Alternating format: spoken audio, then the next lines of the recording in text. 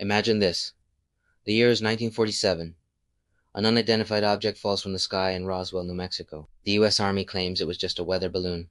But what if it wasn't? What if it was actually an extraterrestrial craft? Years later, a woman claims to have been there. A military nurse who, according to her testimony, telepathically interviewed the only survivor of that mysterious crash. Today, we will explore the book Alien Interview, which claims to contain those secret conversations with a being from another world. What you're about to hear could completely change your view of life, death, and the universe itself. Stay with me until the end, because I'll share the most disturbing revelations.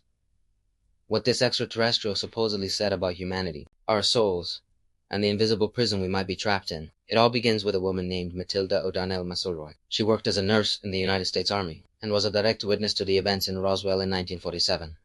According to her testimony, she was assigned to assist a being that survived the crash.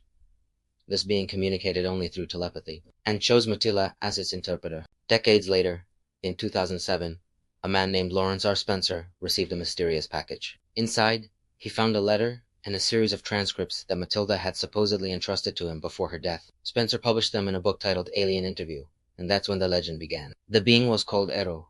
She was described as feminine, small, with large eyes, and no need to speak. According to Matilda, Airl was not a biological body like ours, but rather a kind of vehicle, a biological suit used by an immortal being to interact with the physical world. The most shocking part, however, was what Airl revealed. Human beings are not simply baddies, but immortal souls trapped in a cycle of forgetting and reincarnation. Earth is, in fact, a cosmic prison. This is where rebellious souls are sent, condemned to forget who they truly are. There exists a civilization called the Dominion, a kind of galactic empire that controls entire worlds and constantly monitors our planet. Our memories have been erased on purpose. Every time we die and are reborn, we forget our past lives as part of this system of spiritual imprisonment. Can you imagine what it would mean if all of this were true? That we're not here by chance, but serving a sentence in a prison we cannot even see. Airl explained that humanity has been manipulated for millennia, that our belief systems, our religions, and even our history have been designed to keep us asleep, obedient, and incapable of remembering our true nature. According to her, human bodies are fragile, temporary, but the soul, what we call spirit, is eternal, and here is the most unsettling part. Airl claimed that there are technologies capable of erasing memories, manipulating thoughts, and even directing the reincarnation of a soul into specific bodies. This connects with many modern theories. Mind control, the so-called matrix effect, and even the idea that our planet is part of a vast simulation. For believers, Airl's words were not science fiction.